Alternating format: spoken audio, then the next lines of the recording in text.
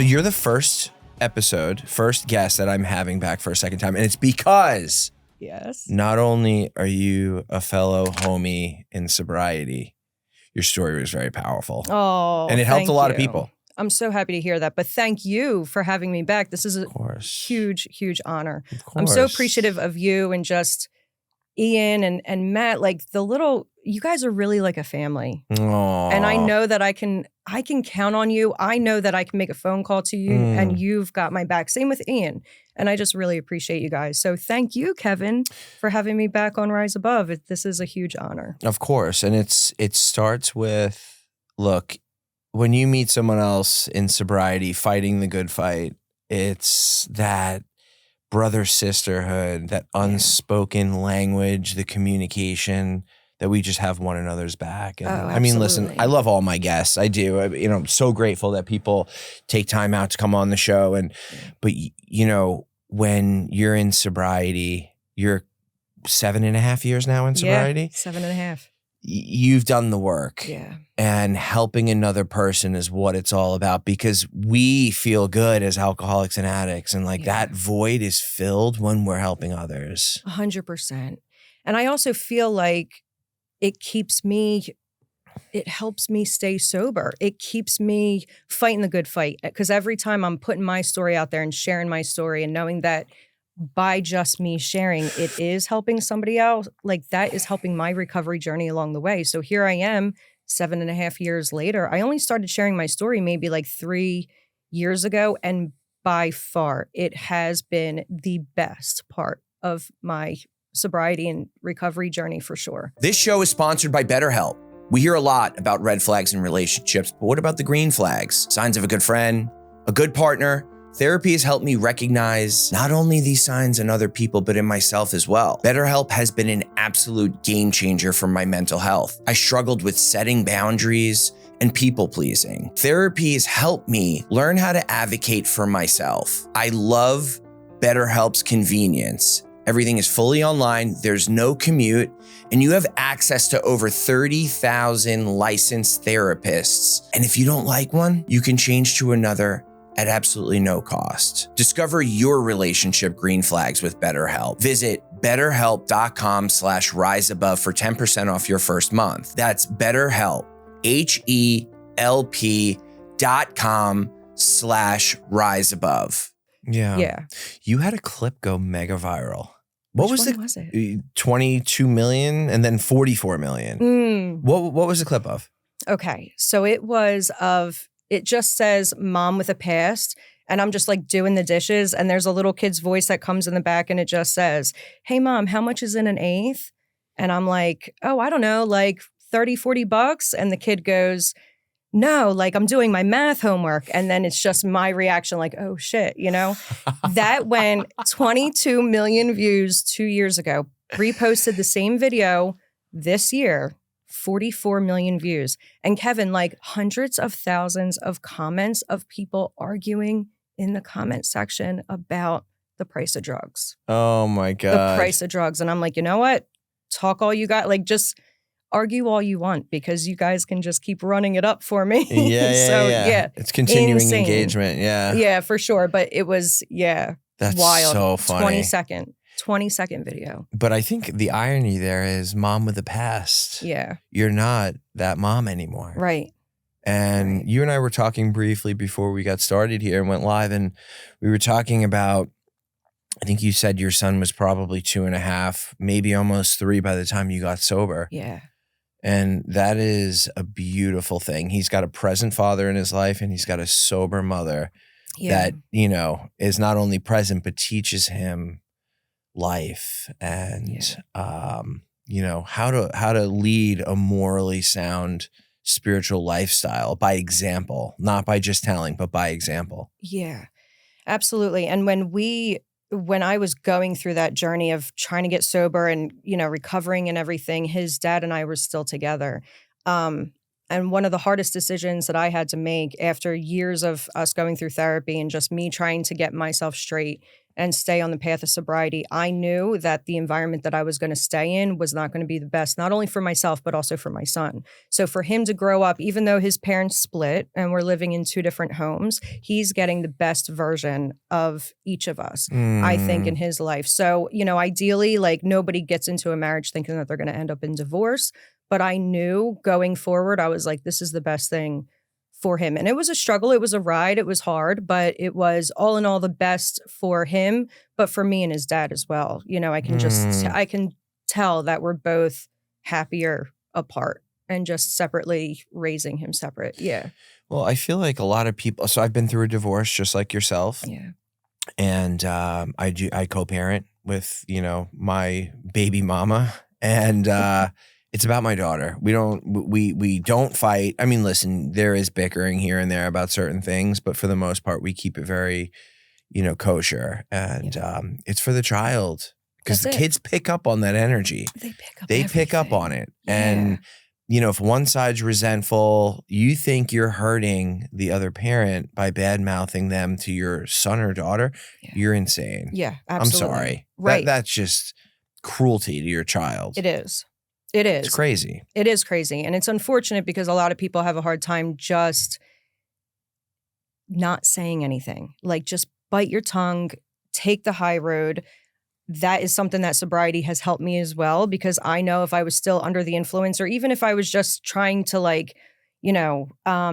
not even if I was a full-blown addict, but just people who drink from time to time too, it's so much harder to curb your temper. It's so much harder to take the high road. But when you are clear, just have that clarity, when you're in that level-headed space, you have so much more control over your anger and emotions. So no matter how angry he can make me sometimes, because we just don't see eye to eye with a lot of things, and we're coming from 2 different value systems, and that can be challenging in itself. But for sure, it's better. Everything, it's so much better now. Taking the high road, not saying anything, and not being prideful is so hard. Oh, it's the hardest. But it makes it easier and easier once you start doing it, and you do it more, and you get through it. It makes it easier and easier to do it moving forward. And it would rattle me sometimes, like if I did it and like I, had something to say to my daughter's mother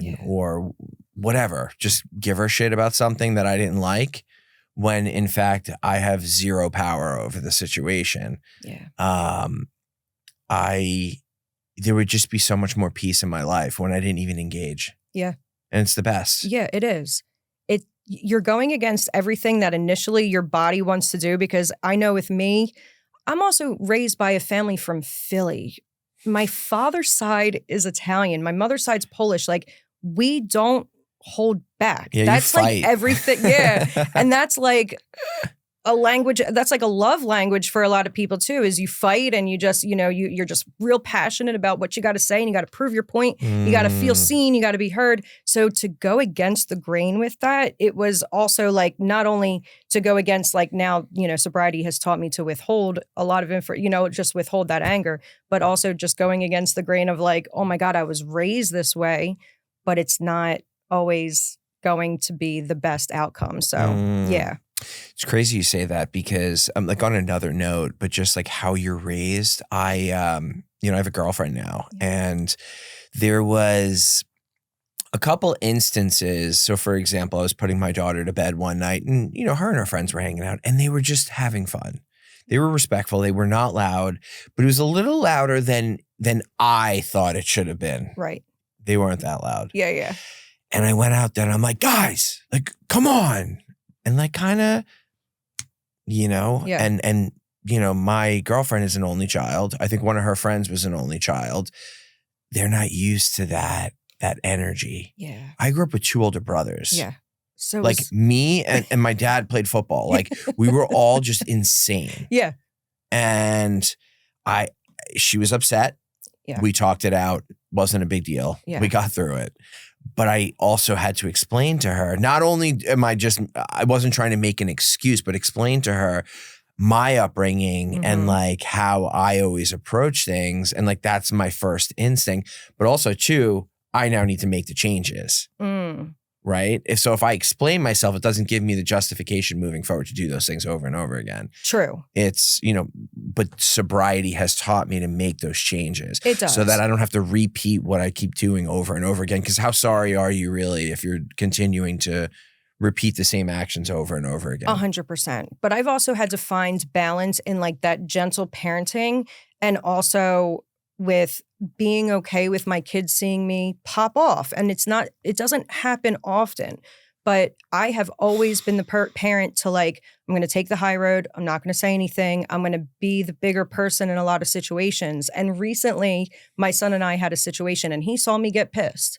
And then he came back to me and he was like, Mom, I saw you get kind of angry. I said, I was. I said, and I'm sorry. And then I turned it back to him and I'm like, actually, you know what, kiddo? I stand by that because I didn't say anything to like hurt anybody or harm anybody. I said, but I got upset in that moment and you heard me get upset in that moment. I was able to like calm myself down. But like in that moment, I think it's also healthy for him to see how I handle anger and how I deal with that, because the truth is that we can't always be all love and light all the time, 100%. Yeah, of course. So like going back to you coming out and you're like, guys, like it was just really loud. Like, were you in the wrong? Like, it depends, like everything, I guess it all depends. So I try to find that healthy balance of like love and light and this gentle parenting, but also, staying true to like, well, anger is an emotion and every now and then we're going to, get rattled about something. And how bad is it that someone else sees it? We're all human. It's a human emotion, right? As long as you're not harming someone else, then it's like, it's okay to just show that a little bit. So I'm trying to find the balance in that for sure. Yeah. Yeah. So the last time you were on the show, you had talked about a very traumatizing event that you had experienced when you were younger. And something I loved about it, and we didn't get a chance to really discuss and hone in on the connection with God and that spiritual contact that we have with something that greater than ourselves that helps guide us in life. And, I definitely want to talk more about that. But just as a refresher, can you take us through what had happened that day of the tragic accident? Yeah. So I was in a tragic car accident. Thank you. Me, my boyfriend, and my best friend, we were driving down to Philly. We got some food. And on the way home, they stopped at a gas station and they both went inside the gas station. They got some snacks. They were paying for gas. And I was in not the driver's seat, but the passenger seat. My boyfriend was driving and my friend was in the back. When they got out of the gas station, by the time that happened, I had moved my spot because something was just kind of telling me that like, you should sit in the back seat. And I never sat in the back seat of my boyfriend's car. He was the driver. Why would I do that? Something was just kind of telling me to like sit in the back and give Brian shotgun for this ride. I'm like, okay. So I move seats. They come out and Brian's like, Nick, what are you doing in the back? I said, I don't know, man. I feel bad. Like, you're always in the back seat. You can ride shotgun. He's like, thanks. We all get in the car, or they get back in. We get back on the highway. None of us have our seatbelts on. And this was the year 2003. So like I'm 19, Brian's 20, Steve's 21. We're kids and we're dumb, young and dumb. So we're on the highway and something is telling me, put your seatbelt on. And at first I ignore it because I'm like, I'm in the back seat. I'll be fine. It's an SUV. Like, I'm sure I'll be cool. I'm in the back. The voice got louder and more stern and was like, put your seatbelt on now. And I thought, what the hell? It's not going to hurt. Put the seatbelt on. And 2 minutes later, he lost control of the vehicle. The SUV flipped 8 times on a major highway on I-95 outside of Philly, wrapped around a guide rail, and the 2 of them were ejected and died from the impact of the accident. I woke up to a man screaming at me to get out of the car.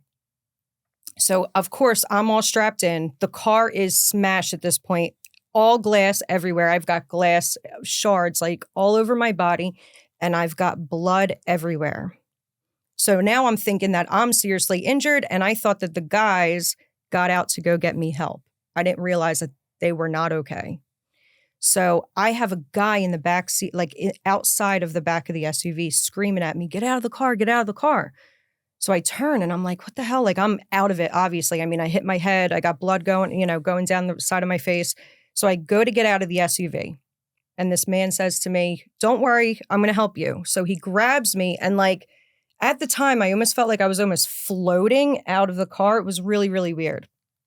But I never actually felt his hands on me. But again, like, I'm in and out of consciousness. So I get outside of the car. He looks at me and he goes, help is on the way. Someone called 911. They're going to be here soon. I'm like, okay, I need to sit down because now I'm feeling like I'm just going to pass out. He was like, that's fine, sit down. I looked at the guy and I'm like, can I close my eyes? And he was like, yeah, sure, go ahead. I close my eyes, I'm out. The next thing I know, I wake up to the EMTs shining a flashlight in my face, trying to get me to wake up. They're ready to take me to the hospital. I look around, the guy is gone. And they were like, trying to get me in. I said, what happened to that guy? There was a guy that was out here helping me get out of the car. They were like, nobody was here. I'm like, no, there was a man that was just standing with me until you guys showed up. He helped me get out of the car. They were like, no, nobody was here. When we got here, you were just on the side of the road. So I'm looking around, I'm thinking, that's weird. So I ended up going to the hospital and everything. And at the hospital is when they were like, basically I asked them about the guy that called and they were like, no, the EMTs got a call from a woman. So still to this day, we don't even know who that guy was, why he would have left. Cause I'm like, why would someone just leave me on the side of the road? Still to this day, I still don't know who that man is, but I listened to the voice of put your seatbelt on. And yeah, this guy just showed up and we still don't know who he was. And it's wild. And then fast forward like a year after the accident, because now I'm a mess. Right? The doctors had prescribed me Percocets and Xanax. What injuries did you suffer to get put on Percocet and Xanax? Okay, so I had bruised ribs and I kind of just had like my back was all out of whack because from the car flipping around, but I never actually broke anything, which was just like an insane miracle in itself. And what's crazy, Kevin, is when you look at the SUV where I was sitting, it looked like there was just a bubble that was placed around my unharmed spot. Bubble. Unharmed bubble. Just in that spot. I mean, I had cuts and scrapes and glass and shards of glass, but in fact, when I went to the hospital, they had to cut off all my clothes because they didn't know what my injuries were. And I'm assuming that I was going to be all cut up because of all the blood that was all over me. They cut off my clothes. They were covered in blood. And it turned out that that wasn't actually my blood. So none of those injuries that blood came from were even mine. So all of that was probably just from the other two, unfortunately. Yeah. So it was a wild ride. That's crazy. What was there something in the road that caused them to swerve? And what happened? Was it rainy that night? It wasn't. It was like a beautiful September day. Still to this day, I have no idea. But he was in those early 2000 Ford Explorer Sport, which was a two-door, top-heavy SUV. They stopped making them. They flipped a lot. Yeah. It's unfortunate. But I mean, I remember driving it the one time and I just kind of like jerked the wheel to avoid something one time and I thought I was going to flip. I mean, they were that sensitive. So I don't know. I don't know if he was trying to avoid something or what. Yeah. So you lose your boyfriend. Mm-hmm. You lose one of your best friends. Mm-hmm.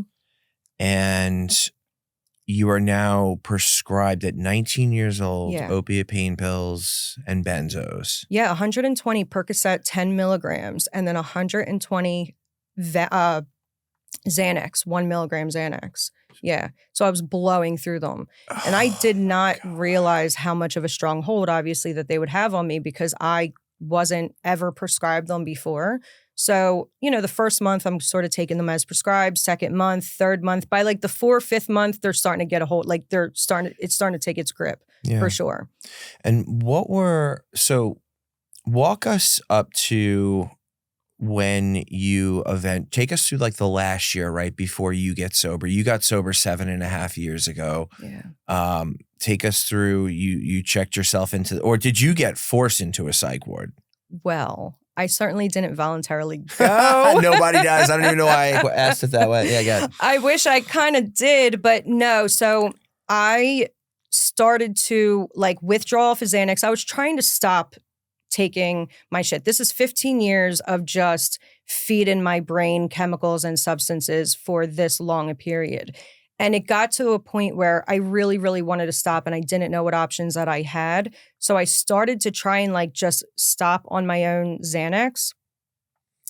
Crazy thing is I started to get super paranoid and I didn't realize that like not taking my, meds at the time was going to really throw my brain off. So I started getting paranoid. I started thinking that my ex-husband was like hiding recording devices in our place. I was having like a total like methed out moment without the meth, which is wild. And then I eventually like was so scared that someone was going to hurt my baby that I ended up calling the police on essentially myself because I'm like, I have to keep him safe and I'm trying to keep him safe. And they had no idea what I was talking about. 3 cops show up with an ambulance eventually shows up at my house and they're outside and they're trying to tell my ex-husband, like, you need to get her checked in someplace. And he has no idea what's going on. He has no idea what's wrong with me. So they leave. The cops kind of tell him like, she needs treatment. Like, you need to take her. And I'm fighting with all of them. I'm like, of course, just totally in denial that any of this is my problem, but like just on the verge of an episode of psychosis is what they had diagnosed me with eventually. But yeah, he had talked me into going to the hospital. They took me to a hospital. They had a psychiatrist come in. They rolled him in on a screen and I'm fighting everybody. I'm fighting the staff. I'm ripping the IVs that they had. And I'm like, you guys are keeping me here against my will. I'm getting the hell out of here. So I was combative. I wasn't making any sense. I thought they kept trying to inject me with, what was it? Just like a sedative to try to calm me down. And I'm like, that's not going to work. I need my Xanax. I am like, at this point, like 24 hours Xanax free and losing my damn mind. And they gave me the sedatives and I would like pass out for like 15 minutes and wake up and I'm like right back in it. So eventually they sent me to the psych ward. It was a long, hard decision that my husband had to make. I wasn't making it. They tried to tell me like, you need to go to treatment. I was like, I'm fine. It's you. It's not me. Were you Baker acted? Or no, was it? So Baker acted is like you're going, like the state is sending you, like you have to go. They left the decision up to my then husband. And they said, if you give us the permission to 302 her, we will. So they 302'd, which meant that it was not voluntary at this point. Yeah. Because they had basically said that I was a harm to myself and others, which at the time I was like, I'm not going to, like, I knew I wasn't going to hurt anybody, but I mean, I was fighting with the staff at the hospital. I was combative and out of control for sure. What was the Xanax detox like for you in the psych ward? It's hard to describe. Like, I found myself after they processed me and gave me like my first dose of meds, I woke up the next morning like totally just out of it. So I don't really know how to describe it other than I was so far removed from reality. And that's what that episode of psychosis kind of put me in. It's hard for me to really recall like how it felt. I mean, it just felt awful, but they had me on so much medication too, because I think that they had found out what I was prescribed to for so long. I don't know that they gave me any like controlled substances, but a lot of comfort meds, psychiatric, heavy duty. I mean, they were giving me meds for like somebody who's schizophrenic. I mean, it was heavy duty stuff. Yeah. So I think I slept the first like 3 days away. In fact, I didn't eat, I didn't sleep. They thought that I spent 2 weeks there. They thought that I was going to be there for a lot longer. Like they were thinking that I spent like a month at least. It's a pretty bad case we got here. It was a pretty bad case. And then I was like, am I schizophrenic? And they were like, we don't know yet.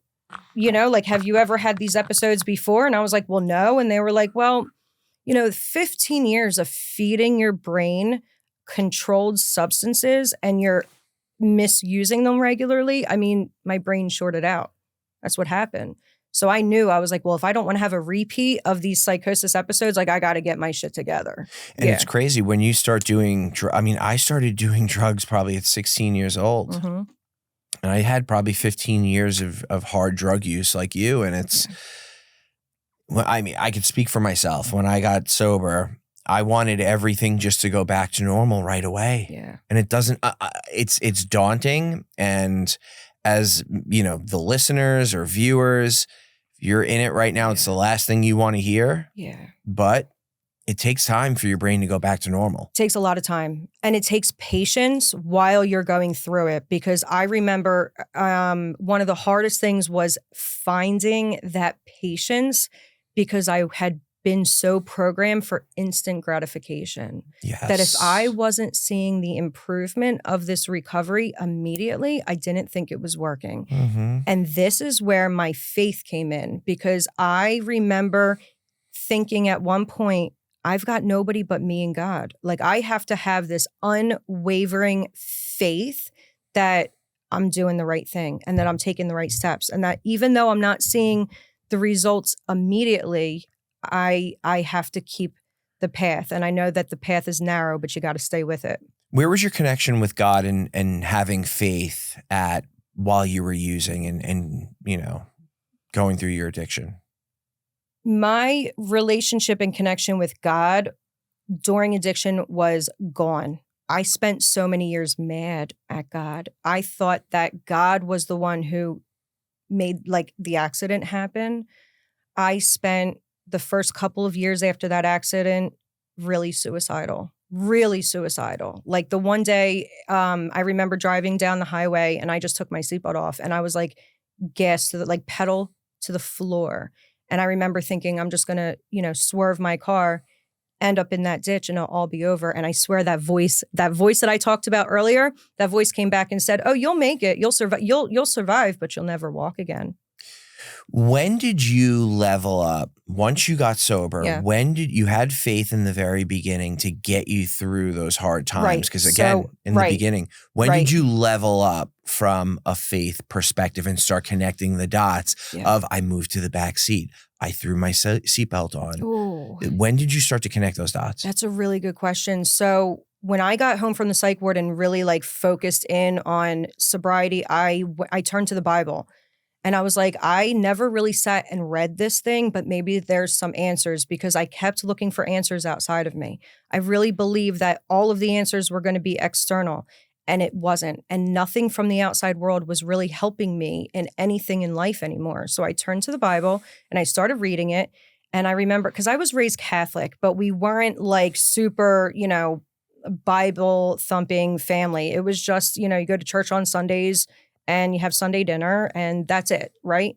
So I started getting into the Bible and I started to read it and I was like, wow, this stuff is actually really resonating with me. Like, let me just keep going and see where this takes me. And I started from the beginning and I read through the whole thing. And that is what kind of was like, oh, I really, really neglected my relationship with God. I really, really spent a lot of time angry with the Lord when really that anger wasn't warranted for that reason. Yeah. Wow. Yeah.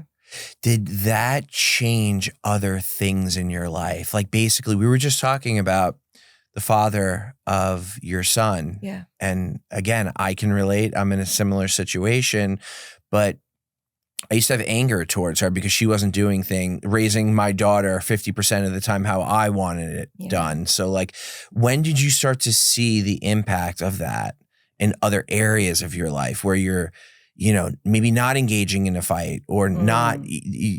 When did you start to have faith in other areas of your life? I would say it was the first 3 years of recovery was me working on my relationship with God and really cultivating a spiritual connection of some sort. But it was probably within the first 3 years. So I'm 7.5 years sober. So I would say, yeah, like 4.5 years ago is when I was like, okay, I am going all in on this because I have absolutely nothing to lose. And it got to a point where I felt so low. I was doing, I also was taking classes. Like I met a yoga instructor who had been practicing yoga for like 40 years. And I decided, you know what, let me go check out this class and see what this is about. So I went and I did that. I tried to expand my horizon, not just with the Bible. I didn't want to just hone in on the one because I was like, let me see what other people are saying. So I was starting to study a little bit of like what people that practice Hinduism was saying, people that practice Buddhism was saying. So I was just kind of grabbing whatever pieces that resonated with me And it was interesting because a lot of the stuff essentially is all the same, just kind of presented in a different language. But that kind of helped grow my relationship. So, and it's forever evolving. It's just a lifelong journey. But I would say the first 3 years of my sobriety was spent, what am I doing? What is this life? How do I rely on something that's not just me anymore? And that's what really cultivated that relationship. Yeah. So in sobriety, I've learned that drinking, drugs, and some people struggle with gambling, sex. These are all different symptoms. Yeah. And I realized, I always thought, oh, well, oxys were my problem. You just remove oxys, I'm good. Right. And then I realized it was me that was the problem. Yeah. And, you know, whether it was traumatizing events that I never worked out and I never worked through. Yeah. When did you get to a point where you were able to really look at yourself and, you know, get to the bottom of, you know, your part in certain situations and like things that were just out of your control? Yeah. And what did that do for you in your sobriety? So when I was released from the psych ward, they were like, you're going to need to go to therapy. You need to do outpatient and stick with this. And I'm like, okay. So I did. And I went every week to a therapist. And for a whole year, I would go into therapy. I'd bitch about everything under the sun. I'd hope that she'd give me some sort of answers on what to do with my life. And then I'd get in the car and I'd drive home and everything was exactly the same. A year of that. I did that for a year. And I finally walked into her office and I sat down and I said, absolutely nothing is changing. I said, I feel like every time I come in here, all I'm doing is bitching and complaining about my life and nothing is changing. And she goes, okay. And I was like, it's all on me.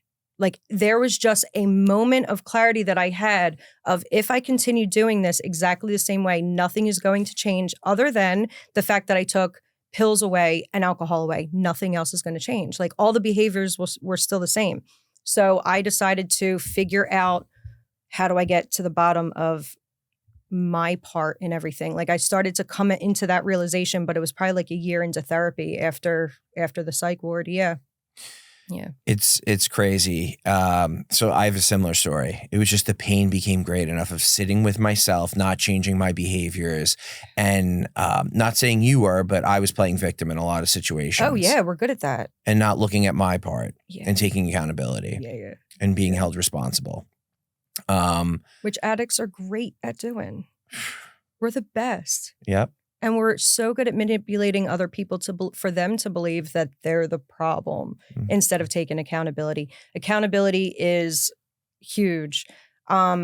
You know, I found a lot of content creators online that talked about accountability and I started playing them in my ear. Like Gary Vee, for example, dude changed my life. I listened to him every single day for like a whole year and I actually tried to apply what he was saying and it was life-changing. And once I started to see that when I took the advice and applied it to my life and saw a different outcome, I'm like, okay, this is working. And not every single thing worked, but I would say like 90 to 95% of the information that I was trying to apply to my life was life changing. And I thought, you know what, I'm sticking with this. And so I would just kind of keep going. Yeah, it's huge. It's a beautiful thing. Thank you. Once you start implementing those practices in your life, something I started doing is fairly recently. I mean, I've done step work in sobriety, but I started journaling every day. And it's life-changing. Yeah. So I'm 17 days into journaling. Oh, sweet. I have 17 days straight that I've been journaling. When I wake up in the morning, I pray on my knees, humility. Yeah. Then I read Jesus Calling. I'm really reinventing my relationship with God. Yeah. And it always speaks to me. I feel like it's always applying to my life, which is amazing. And then the third thing that I do is I have my journal. And I can thank my girlfriend for this because she does it. And she's like, you should start doing it. Like, it'll help you. It's life-changing. Yeah. And I started doing it. And I just dump all these thoughts, like anything. Yeah. Just like these crazy thoughts that I have in my head. And just get it. There's something therapeutic about getting it out and putting it on paper. Oh, 100%. I love that you're doing that. Mm-hmm. Dude, it's huge. We don't realize how much information we're processing every day, all day long. And these like fleeting thoughts that come in and out, they got to get released somehow. And it really is all an energetic thing, like your thoughts come in and then there's emotion behind that. There's an action behind it. So if you're just putting it out on paper, it's getting dumped out into there. So I love that you're doing that. That's super therapeutic, like you said. Yeah. A fleeting thought it's not fact. Right. Sometimes my head just is all over the place and I have all these thoughts and there's a committee in my head all the time. And when you have these thoughts that are, you don't even have to be alcoholic to have this. Oh, for sure. Just as a human, you have all these thoughts all day long and there's no structure or organization to anything. Right. That's what it does. It organizes this and it kind of helps me look at on paper, okay, well, what is actually going on in my life? Because I will throw myself into a depression over some dumb bullshit that's not even true. Yep. And it's all in the mind. And that will fuck your day up. That'll fuck your week up. 100%. You tell me all the time, like whenever we talk about stuff, you're like, Nicole, you're overthinking it. I'm like, you know what? He's right. He's right. But it puts things into perspective to know that when I'm just bouncing an idea off of you and you're able to give me some clarity, we all struggle with that. So I love that you're journaling because it's such a powerful, powerful move. One of the main things that I journal is a gratitude list. So I don't always dump out ideas. I usually journal for like my goals where I see myself in the next year, but I also stick with a gratitude list because I'll tell you, gratitude has saved me from my own thoughts and from my mind reeling and going into places that are not healthy for me. I turn to gratitude because when I can turn to the things that I'm grateful for rather than stewing and overthinking about the possibility of what could be and like getting anxious about that, the gratitude list always keeps things in perspective. And when you start to jot down like just whatever you could start with big things, but then you start to see your list and you're like, oh, wow, like I'm grateful that I have a warm bed to sleep in at night. I'm grateful that I have running hot water that I can take a shower every day because not everybody does, and so it's powerful too. So I'm glad that you're doing that. Oh, I'm constantly taking things for granted. Yeah. Staying grounded with a gratitude list. Yeah. That is jotted in my journal in the morning as well. I list off a couple things just to keep me grounded. Yeah. But it's been life-changing for me. And says the alcoholic who's 17 days in on it. It's been life-changing. No, but it makes it easier for me to take accountability throughout the day. Yeah. It really does. Yes. Totally. And live a manageable life. And like, remember how I told you about with my girlfriend flying off the handle because, she was being a little loud or whatever. And like my approaches are a lot more calmer. Yeah.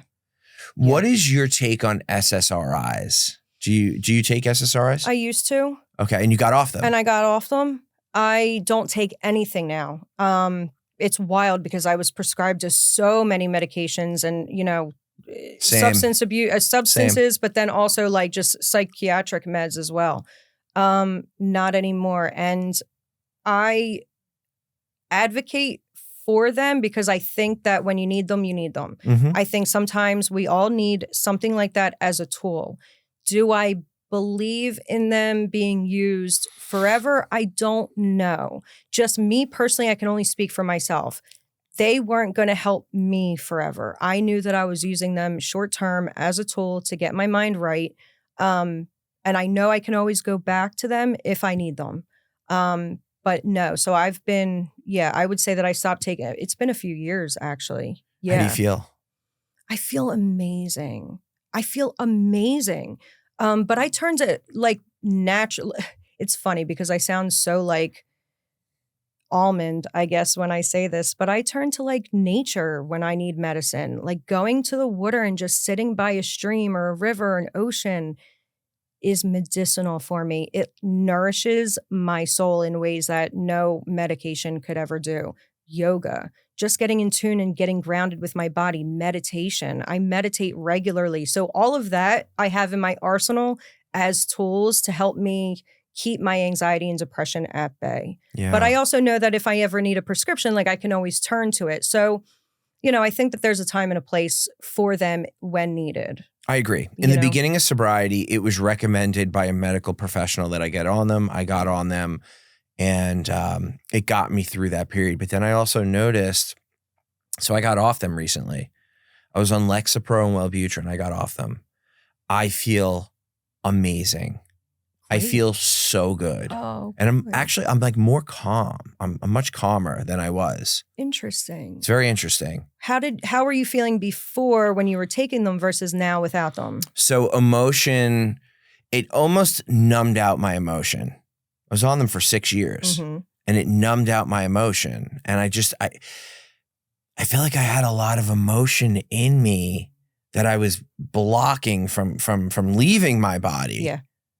And I can't answer why it made me more hyper. I was paying attention to a lot of detail as well, though, and getting emotional over detail, but not releasing the emotion. Ooh. And it was driving me a little crazy.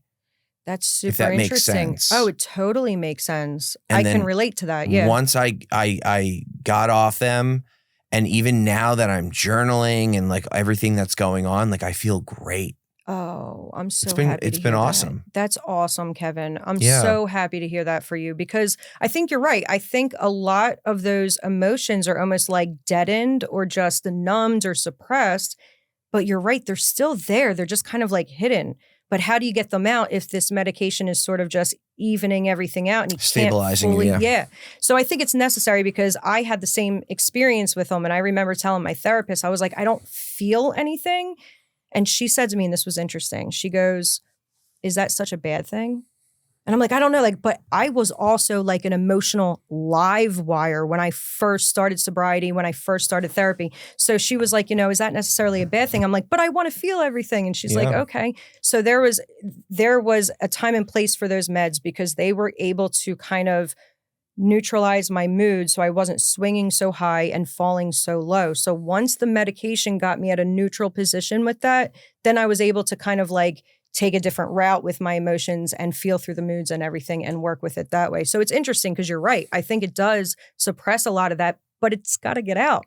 It does. Just in a healthier way instead of flipping and going off the lid on your family and friends. It's so bad to say, but my mom made a joke the other day and it like hit me in a non-joking manner. But we were at a funeral, a family member a couple months ago, and my mom was in the car with me and we were going from the cemetery to everyone was getting together for like a lunch, just like a celebration of life lunch. Sure. And my mom was like, I want to cry, but I can't. I'm on 20 milligrams of Lexapro. And I was like, and she started laughing and we were both laughing.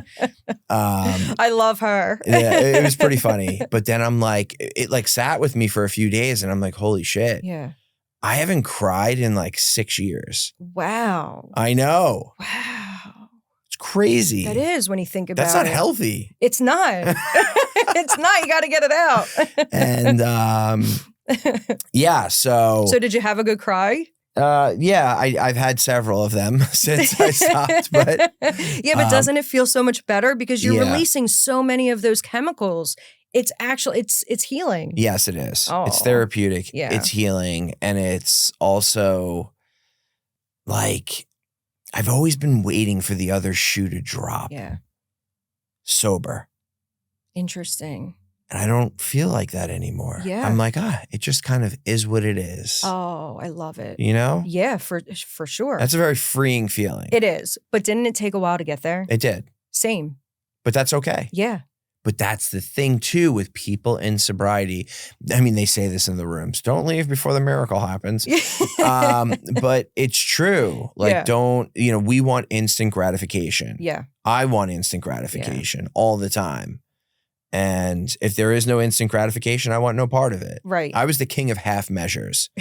When I was I remember showing up to football and I wasn't the best one out there. And I'm like, I want no part of this. Yeah. I'm not the best one. Yeah.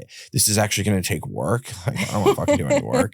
Yeah. Yeah, no, for sure. There was something else I wanted to touch on when we were talking about overthinking and you had said that to me recently. You're like, Nicole, you're overthinking the situation.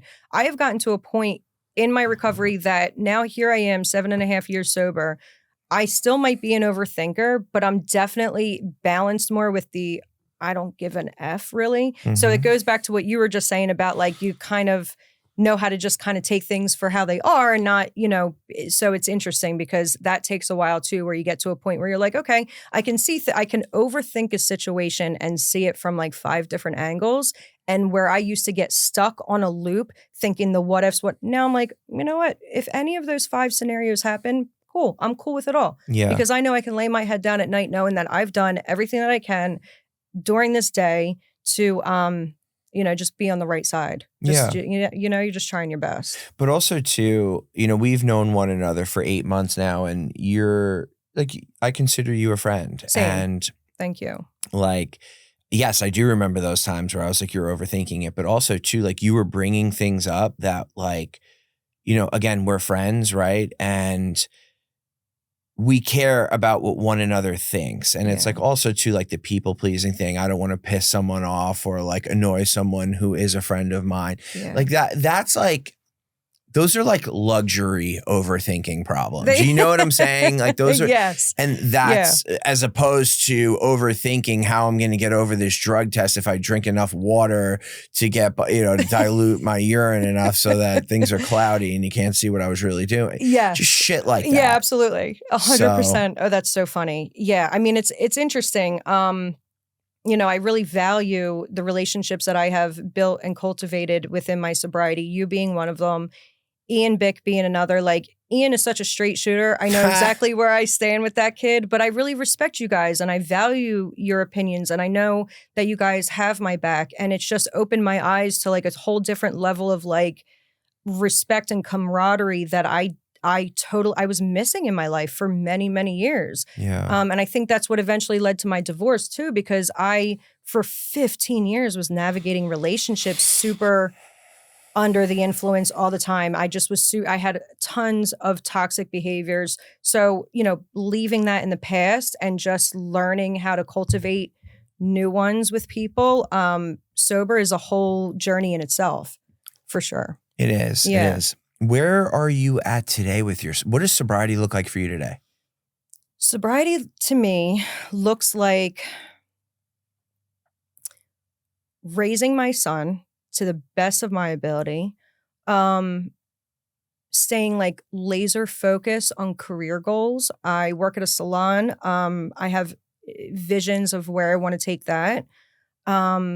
Just having a balance, like trying to keep everything in balance, but also having a really healthy relationship with my family members. My mom, my grandmom's 100 years old.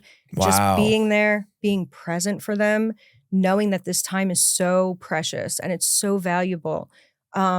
Getting back to that, I had a really strained relationship with my brother for several years, and the relationship that we've built and just worked on over now it's healthier than ever. So I really value healthy relationships and what that looks like. But yeah, that's what, sobriety and giving back to the community, just showing up for people and being here and sharing my story in hopes that it helps somebody else. I like how you talked about the family aspect, because I killed my family for years with just the selfish drug abuse and, doing me, and putting everyone through hell. And it's almost like that living amends. You can only say sorry so many times, and it's, the living amends and being there, showing up. I was just asked to be my niece's godfather. Oh. So that's why I'm up here in town. And wow. It's an honor. Like today we get asked to be, a godmother or a godfather and show up for the people that we once hurt. Yeah. That keeps me going. Totally. And showing up in a different way for them, I think keeps us going too, because there's showing up for them as an addict and watching just the wreckage of your life and how that poured out to others. And there's a lot of people in your life, like family members who, they love you unconditionally. So you can tell them till they're blue in the face, I'm sorry. They're like, you're forgiven. At least with like my grandmother, I just apologized numerous times. And she looked at me and I could tell unconditionally, this woman has unconditional love for me. She's never going to not love me. Same with my mom. But showing up and making just them living amends, like you were just saying, showing up in implementing different behaviors with people and giving back to them in ways that we couldn't do before. Yeah, it's huge. Life-changing. What piece of advice would you have for someone listening right now who's struggling? Let's say they're in the first few months of their sobriety and they're in that adjustment period where things just aren't getting better and they're 4 months sober, 5 months sober, maybe 6 months, or in their first year. And it's just not getting better for them. And they're thinking about potentially going out. What piece of advice would you have for them? Support. Finding support, getting a network, finding your people is huge. And it's hard to do that when you're first sober because the people you're surrounded with, you're used to the relationships that you've built already. So that's probably toxic to begin with. Finding support, whether it's professional support, 12-step support, people who have overcome challenges. People reach out to me all the time. Strangers on the internet reach out to me all the time. They're like, look, I ran into some of your videos.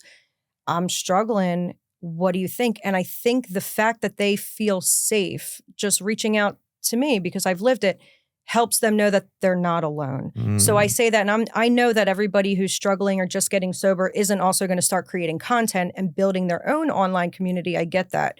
But just trying to find people along the way, whether it's if you go to a church or whether it's, like I said, 12-step program, support for me was huge. And I really think that having support from your peers or people that have been through it is, huge in recovery for sure. Yeah, I agree with you. Building that community is very important because we can't do it alone.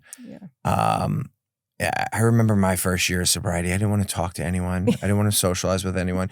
I'm also like in social situations and I'm like, am I speaking too much? Yeah. Am I sober? Yeah. Like, am I saying too little? Am I not contributing enough to this conversation? Yes. They don't like me. And when I do speak, am I weird? Like, is everything that's weird pouring? Shit? Yeah, pouring out Like of my mouth is just weird. Weird shit. Yeah. And well, first off, no one really gives a fuck. I know. And I'm too wrapped up in self to even realize that in my first year. 100%. But, one of the things that helped me a lot was like sharing and going to 12-step meetings and sharing and putting my hand up. And even if it's just a check-in, like I changed my home group. So I used to live in New York City, got sober in New York, moved down to Florida. I just got a new sponsor. Like I've changed a lot of things in my sobriety, even since I saw you last. Wow. And, with 7 years of sobriety, going into a new home group and like feeling like a newcomer in the room. Yeah. And like, I don't know anyone. Like, do I just walk up to someone and say hello? And you know what? I was like, no, fuck it. I'm going to go against what, my head is telling me not to do is to share.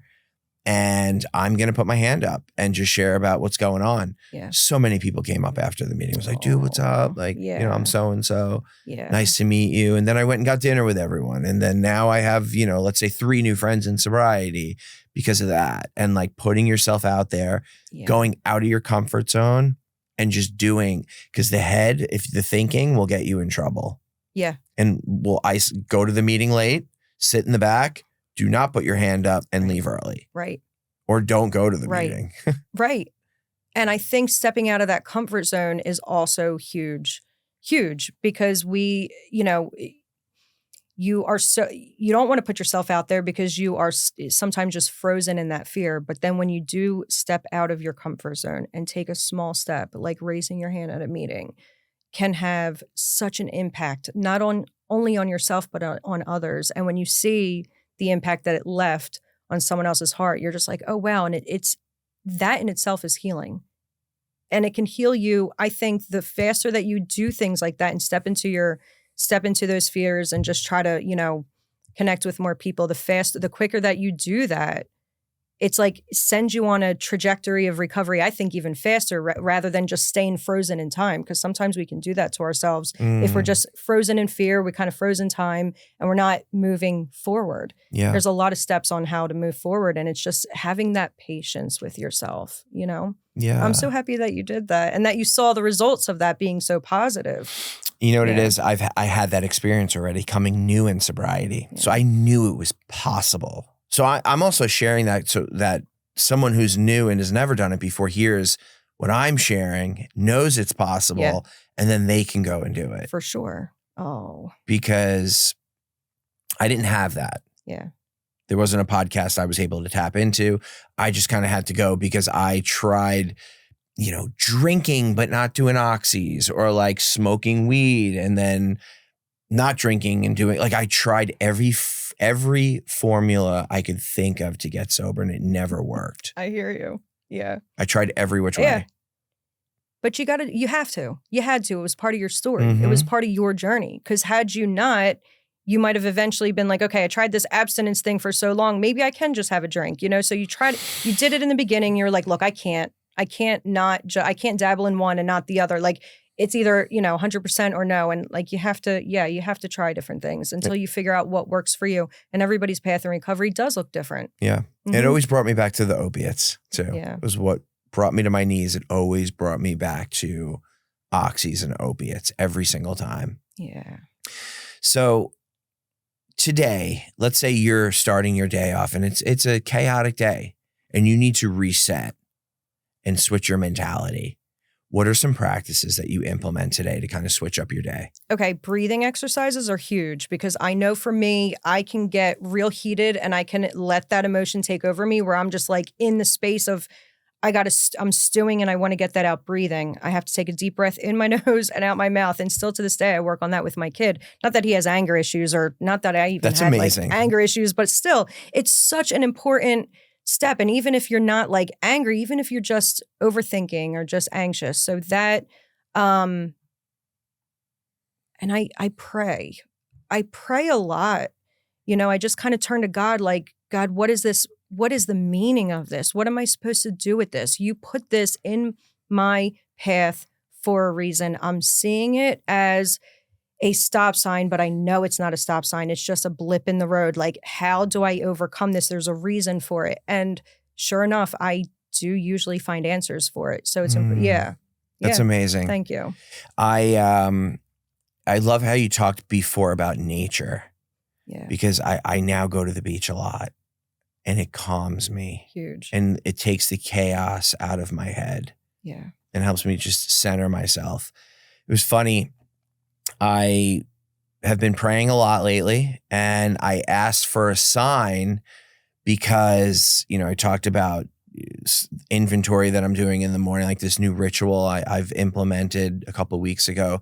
So in January, Rise Above I had 1 million streams / downloads in January. Amazing. Congratulations. Thank you so much. Like it was such an accomplishment. Deserved. I appreciate that. And then I was ranked on Apple and so I was like, oh, this is amazing. And then I had this adrenaline dump. And I went into almost like a depression in February. Yeah. And February was a tough month for me. And I'm like, oh my God, like I can't keep that up. Like just disregarding the fact that I've accomplished that. And it's a huge accomplishment. And I should be give myself grace and like in my first year, accomplishing that. Yeah. And I'm very hard on myself. Yeah. And after that adrenaline dump, I'm like, I don't even know if podcasting is for me. I don't. Wow, like, this you is went some there of the with shit. it. Oh yeah. Oh my God. Yes, I get dark. No, I totally relate. So sure. Immediately. Yeah. Well, we're also used to like when it's real good and it's great, you get real high. Yeah. But when the lows come, man. But I want to prevent that swing. Yeah. And hence why I've made all these changes. But probably 3 weeks ago when, I've realized this. And again, sobriety has granted me the awareness to know what is going on. Yeah. I'll be okay. Yep. I just need to implement new practices in my life. So what do you do? So before I get there, go ahead. I asked God for a sign. So I'm like, I just need a sign that like, we're good. Like this is what I'm supposed to be doing. And so I go to the beach with my daughter and I'm at the beach. My daughter is usually afraid of bigger dogs, like, golden retriever and bigger. Mm-hmm. And we get to the beach. There's a couple there and they have a golden retriever in and out of the water. They're playing with their dog. Yeah.